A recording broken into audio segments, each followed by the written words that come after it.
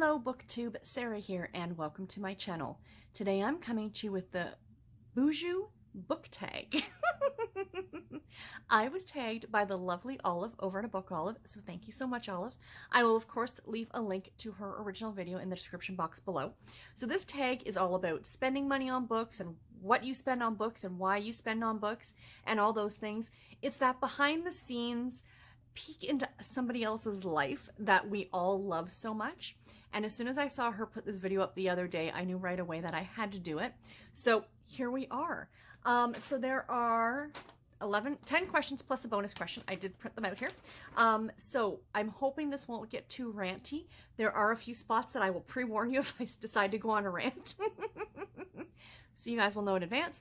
But yeah, this one I think is going to be a lot of fun. I've been thinking about these questions all day long, and I am super stoked about this. So, question number 1. What is your average monthly budget for books? To be completely honest, I do not have a set budget for books. What I do have is an allowance. And go ahead and laugh. My husband and I are in our 40s, and we have allowances. We have weekly allowances. Once you have experienced money trouble, which we did a number of years ago, just after we were first married, and he was out of work for 2.5 years, and we ended up having to move in with my in-laws. We quickly learned how to budget, and I have a budget for groceries and gas and utilities and rent, you know, like, and all those things, and spending money, because, you know, we don't just work to pay our bills. We want to have some fun, and of course savings as well. Which isn't as much as I would like it to be, but that's besides the point. That every week that we get a weekly allowance. And, you know, like, I remember telling my mom, and she kind of laughed at it, and then she goes, oh no, wait, that's actually a good idea, because we have a joint bank account. You know, we've been married almost 10 years now and all those things. And you know, if I want to go to the mall and I see a mug or a book or some tea or some makeup, I don't have to text him and say, hey Gare, can I buy this? I can go, okay, I have, you know, $150 from my allowance left, from Sarah's budget, as we like to call it. I can buy that and not have to ask him. And, you know, it's kind of nice. It's the same with him. You know, he could be on Amazon or on eBay and go, oh, geez, look at that Star Wars, some sort of Star Wars-y figurine thingy that he likes. He's like, I have enough in my allowance. I can buy that. Now, big purchases. A couch, new TV, vacuum, those kind of things, that's a little bit different. You know, we both kind of need new laptops sometime in the foreseeable future. Those wouldn't come out of allowance. That would come out of like a household budget kind of an idea. But for our like hobbies and things like that we take out of our allowance. And you know what? It's kind of a nice way to do it, you know? It really, really works for us. It wouldn't necessarily work for everybody, but it works for us. So out of that monthly budget, or out of my monthly Sarah's spending allowance, I would say a good half of that money probably goes to books. It used to go to yarn when I was like really, really buying a lot of yarn, but I have so much now. I don't need to buy any more for the rest of my life. Let's be completely honest. I don't need to buy any more books either, but that's not the point. But yeah, between books, makeup, tea, I'm pretty much set. Question number 2. What's the most you've ever spent in a bookstore? I am not one to go into a bookstore and drop a lot of money. If I do buy a lot of books, it's generally at a thrift store, and I'm really not spending more than $40 or $50, right? But to spend something like a couple $100, that's not something I don't think I've ever done. I tend to buy books more piecemeal. You know, I see something I want, and I decide to buy it off of Amazon or Book Depository, or, you know, I'm in the thrift store, or I happen for some reason to be in a Chapters Indigo here in, excuse me, I've got the hiccups, here in Canada, you know, but I don't go in with a lot of money and buy a bunch of stuff. That's never been me. Quick side note on this one, quick side story, if you will. When I was little, we used to go to Myrtle Beach, South Carolina every year for the last 2 weeks of August for summer vacation with my parents. My parents would rent a condo and we would drive down, but the week before we would go, on the Saturday before we would leave, my dad and mom would take my brother and I downtown Toronto to what at the time was called the world's biggest bookstore. It's no longer there. I don't think the building's been torn down. I think it's been turned into something else. But it was about 2 blocks from the Eaton Center, north of the Eaton Center. And at the time, it literally was what it was called as far as I know. It was one of the world's biggest bookstores. It was before we had well, I don't know if it was before Barnes and Noble. It was before anything like that was here in Canada. We didn't have those big, mega, big box bookstores. We had your little independent bookstores, which I totally miss. I love those little independent bookstores. They were the best. But anyway, we would go down there and it would be a free-for-all. My dad would say to my brother and I, you know, go off and whatever you guys want, because he wanted to keep us entertained in the car. It was a 2.5-day drive. We would stop at night. You can do it in a lot less time. But Dad would like drive as far as Pennsylvania. We'd spend the night in Pennsylvania, and then we would drive through to, you know, Georgia, or where, not Georgia, Georgia's too far. But you know what I'm saying. So we would do it in 2.5 days, because it was a lot easier because Dad was the only driver. My mother also drove, but interstates and highways make her extremely nervous, so it was best if she didn't. But anyway, that's a side story to the side story. So, this is what I do, you guys. So yeah, so I can remember doing that. And again, it wasn't my money that was being spent, but I can remember walking out of there with like a bag full of books, like a whole bunch of them. And that would last me the 2 weeks, because I still am obviously that much of an avid reader. We would be at the beach and I would be like, are you going to go in the ocean? No, I'm good. Back to the book. Leave me alone. I'm reading. This is my vacation. Question number 3. Are you willing to pay full price for a brand new release, or will you wait until there's a coupon or it's on sale? If you guys watch my channel, you know I am the queen of sales. I very rarely will pay full price for a book. I did recently. The last one I bought was Death by Coffee by Alex Erickson, which I'm reading for the Cozy Escape book club with Courtney and Lisa. And that one I paid full price for. It was $8.99 for a mass market paperback. I tried to find it on Amazon, and they didn't have it. And I could have gotten it from a secondary seller, but it was going to take at least a month to arrive to me, so that wasn't going to work for the read-along. So, of course, I had to go, and luckily, my local Chapters, actually the one on my way home from work, had a copy, so I went in and bought it there. But I did pay full price for that.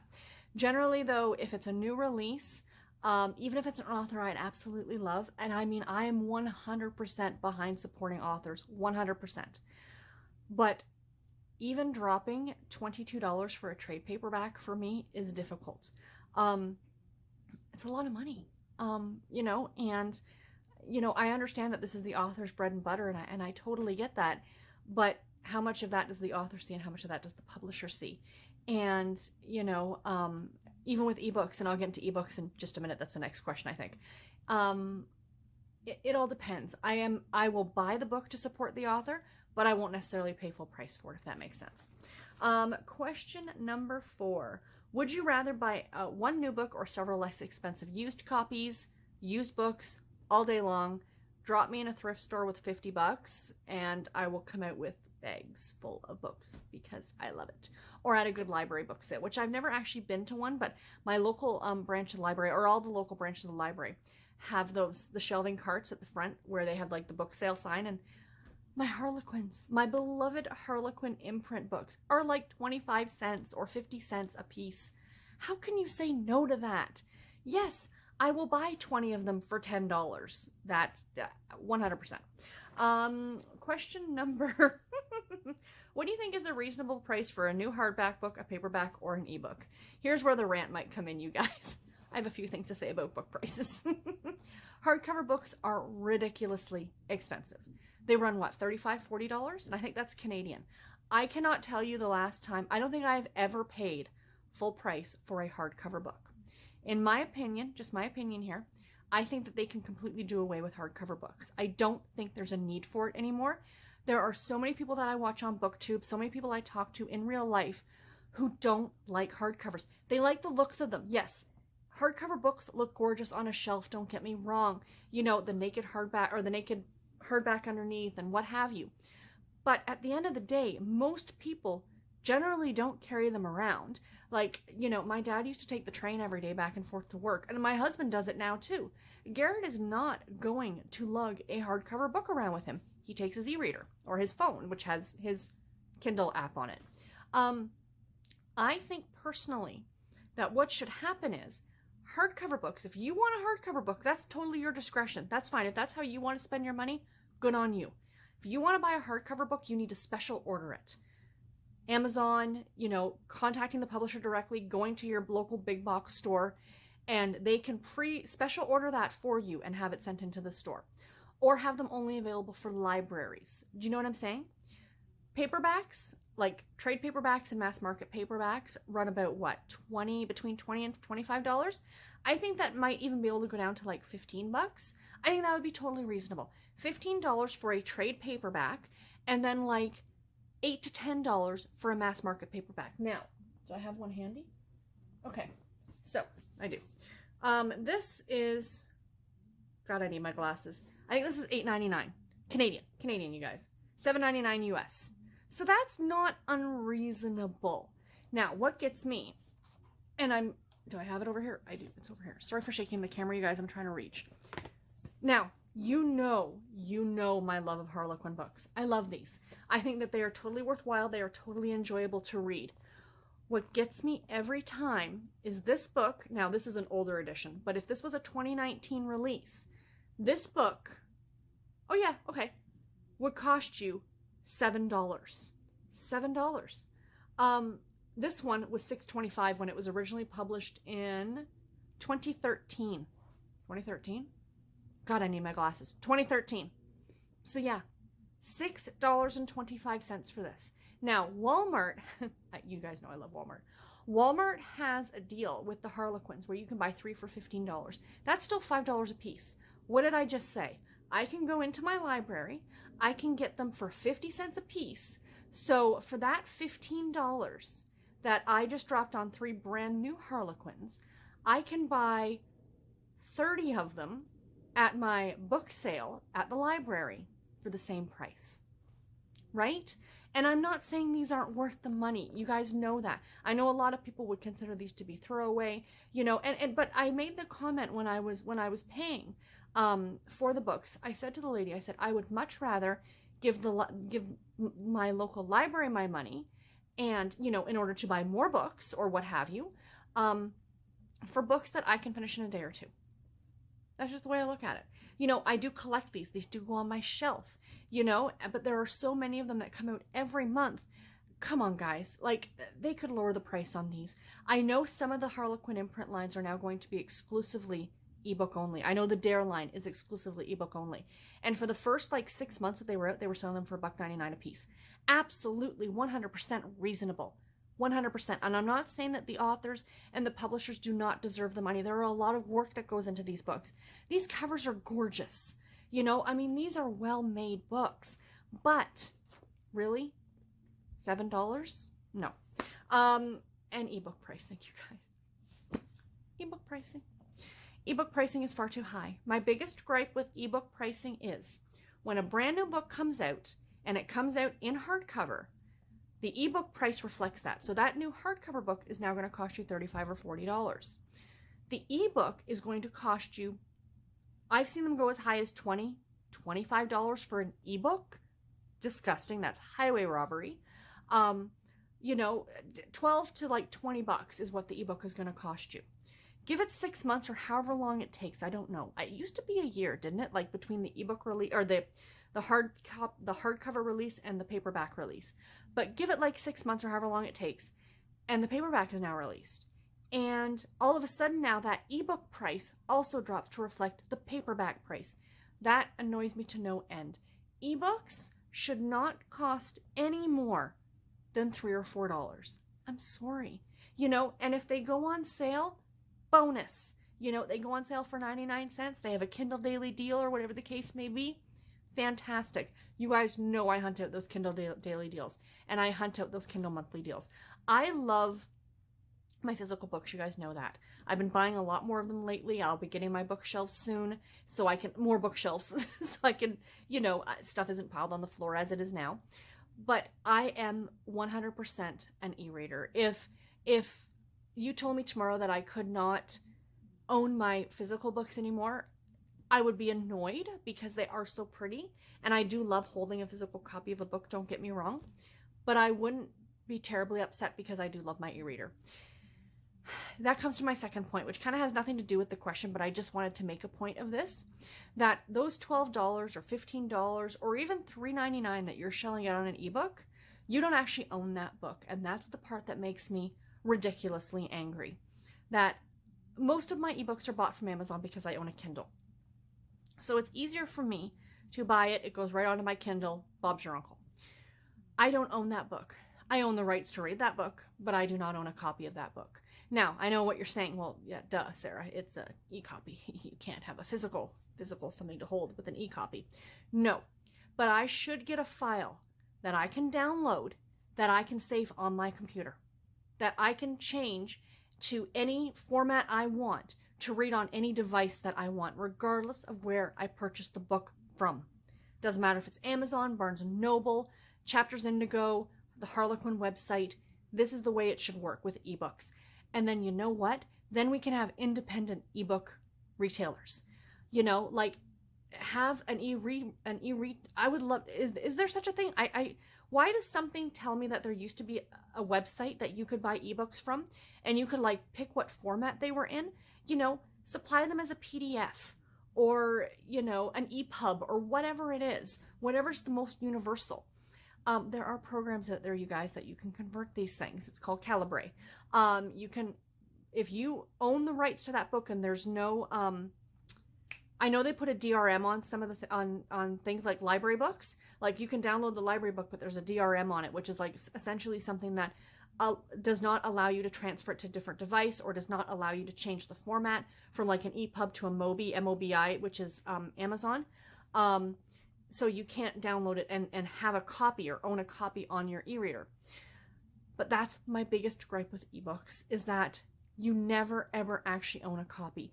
And with Harlequin, and I'm disappointed in Harlequin in this aspect, because for the first however many years that they had ebooks, up until the last year, it used to be that you would buy your ebook and then you could download a copy of it. So you had it on your computer. So then what I would do is I would take it and run it through Calibre, and I would put it into the Kindle format and upload it to my Kindle, and life was grand. And I got to read that ebook that I own an actual electronic copy of. It was mine, in my possession, on my hard drive. But then they changed, and you can no longer do that. Now they have an app that you download, which, I mean, the app is good, don't get me wrong. I have no issues with the app itself. I have an issue with what they've done. That now you can no longer download that book. You have to read it off the app. So if I want to read some of the, and I'm not exaggerating, you guys, over 200 books that I have purchased through the Harlequin website, I now have to do it on an app on my phone or on my tablet. I can no longer use my Kindle. I don't like the proprietary, is that the word I'm looking for? Aspect of ebooks. That is my biggest gripe. And I really, that needs to change, in my opinion. That absolutely needs to change. You know, let us own ebooks. Let us have that file that we as consumers paid for to do with as we wish. It'd be the same thing if I bought this in a store, right? And I love this book. I'm like, oh my gosh, Mom, you got to read this book. You know, and I go to give her this book, and some imaginary policeman comes up and goes, nope, you are the only one who can read it, and you can only read it in your home because we still own the rights to it. We're just letting you read it, even though you paid, what did I say? $9.99 for it. Sorry, that's my biggest gripe with ebooks, and that's the end of my rant. But you know I love my ebooks. I think they're the greatest thing ever. I think if they lowered the prices of them and they made it so you could actually download a physical file to put on any device that you want, I think ebooks could take off so much more, because I think that they were hoping they were going to be the next big thing. And I think with a lot of these restrictions, that isn't going to happen until some of these things change. Just my 25 cents. Inflation makes things go up. Finally, on to question number 6. Question number 6, is a signed book worth more to you? How about a first edition? No. I don't necessarily care about those things. Unless, now worth more, now you're talking a monetary value. I don't have any plans on reselling any books. You know, I know Olive touched on this, and kudos to her. It's the same reason why my husband keeps a lot of his Star Wars figures in their original boxes, for resale value. And, you know, she made a comment about if she has a signed edition that's not signed directly to her, in case she goes to resell that book, she can get more money for it. And absolutely 100% I agree with that. That is something, though, that I wouldn't think about, to be honest. If I happen to be at an author event and I got like Kristen Higgins or Christina Lauren, to, you know, the two of them to sign a book to me, I would treasure that as part of the event and as part of the experience. So in a emotional aspect, it would be worth more to me, but not in a monetary aspect. And first editions, no. I hunt out the editions that I find the prettiest. You know, I buy a lot from Book Depository. I talked about this in my last Friday reads, because the UK has covers like this, which are stunning, as opposed to the American cover, which, albeit, was pretty too. It was a blue cover and it said Sleepless in Manhattan on it with the stars. But there's just something so whimsical about this, and it totally appeals to my aesthetic. And yeah, so I will hunt out certain editions, not necessarily first editions. Put that back there. What is your most valuable book, sentimental or actual value? When I heard this question, I had to start thinking about it, and there's nothing I can really think about. I don't have a copy of it here. It's actually in a box at my mom's house, because over the years we've moved a number of times, and I did not want it to get wrecked. And I do need to dig it out. You know, they're going to start tearing through their basement soon, because I'm thinking they're hoping on moving in the next year or so. But I received a book when I was a kid from my nan, my mom's mom. She passed away when I was 14. And she had bought me this treasury of, like, it was like this big. It was a hardcover, about that thick, and it was Disney. And it was all the Disney stories with images from the movies, like Snow White, Sleeping Beauty, Cinderella. The inside cover of that book was signed to me from Nan. So yes, that book 100% means something to me. The other one, which I can get out if I just move Mr. Teddy Bear over here, is this edition of Gone with the Wind. My friend Mandy gave this to me. I mentioned it in a video that this is the one book I was trying to hunt out, and this is the edition that I happen to love, because I think it's not the first edition.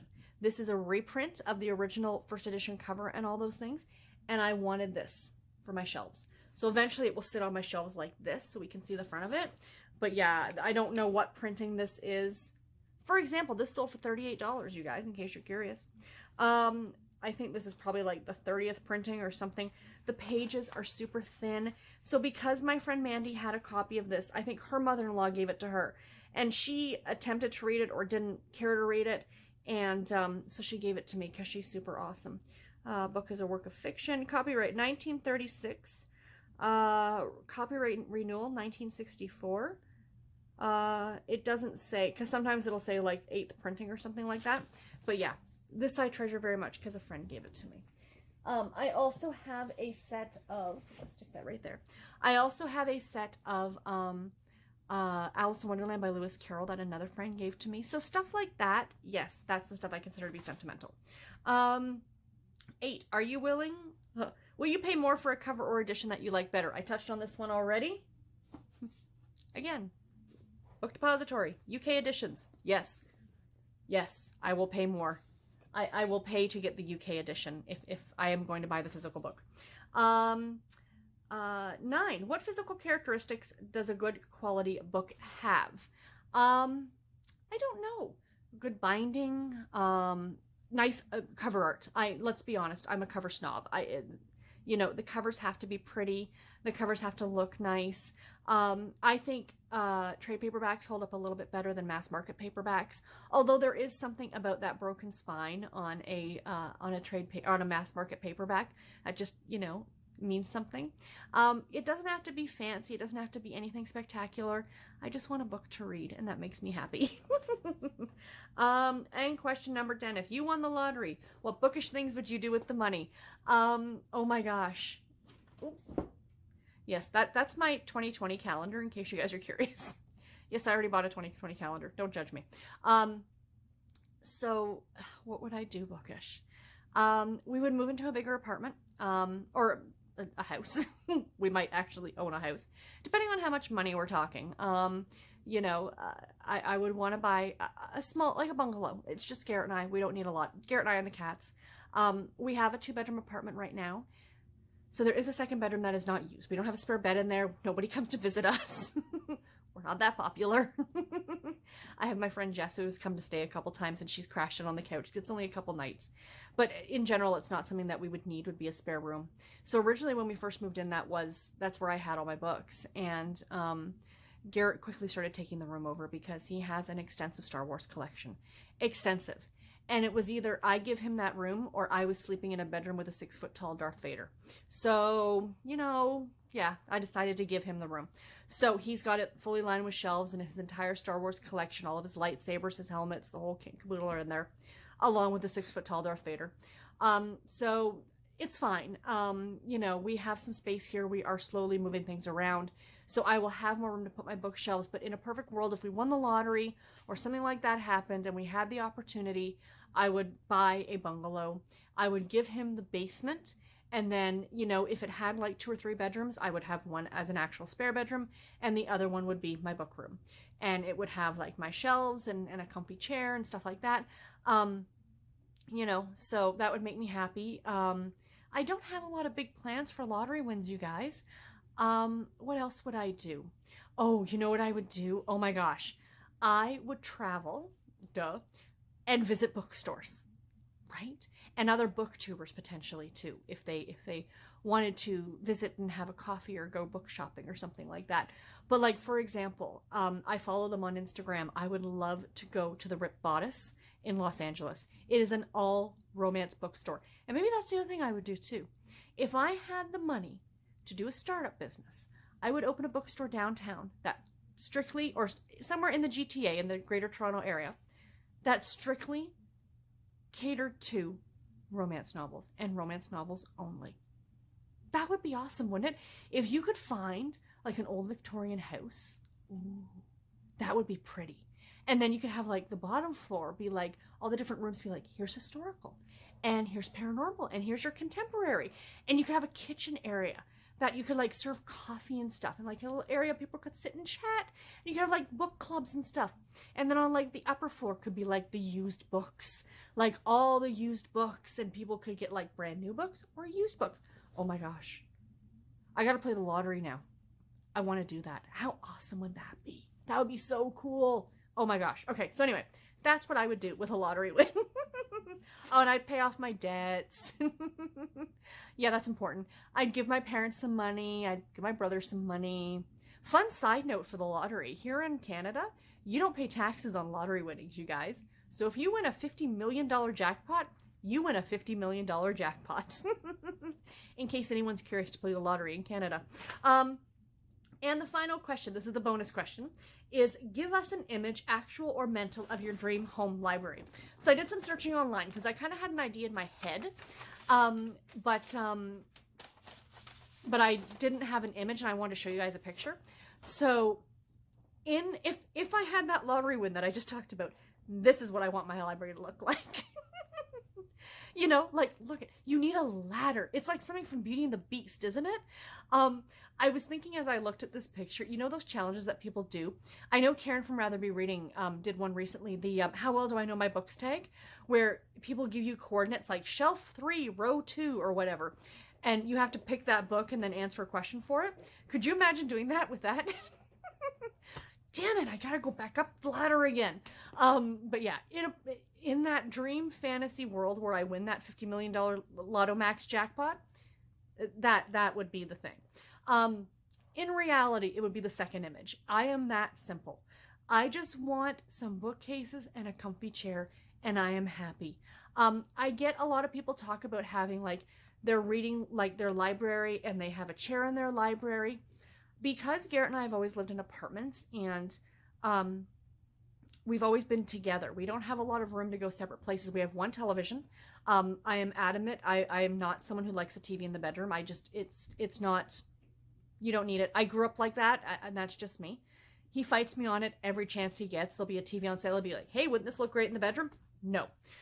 We have one television, and, you know, we have our laptops and stuff like that, but we are always, unless we're working, we're together. Like, we sit on the couch together. He might be watching his wrestling or something like that, or Amazon Prime Video on his laptop, and I've got something up on the TV, but we're always in the same room. and even like if I'm sitting there reading. So for me to have a separate area of the home to go off and read doesn't seem right to me. Even growing up, we would all be in the living room together because, as I said, growing up, we had we had 2 TVs. We had the one in the basement and then we had the one in the living room. But still, there would generally be another person in the room. And I would always be sitting on the couch reading if somebody else was watching television. So to have a separate area for that, that's not anything I grew up with. That's not anything I know. I would want a comfy chair in the living room because that's where my bookshelves are going to be. But yeah, so anyway, long tag, you guys. I'm sorry it got ranty. I mean, are you surprised at all? Probably not. But anyway, I do want to tag a few people, those of you who stuck this far. So I want to tag Lindsay over at The Wandering Reader.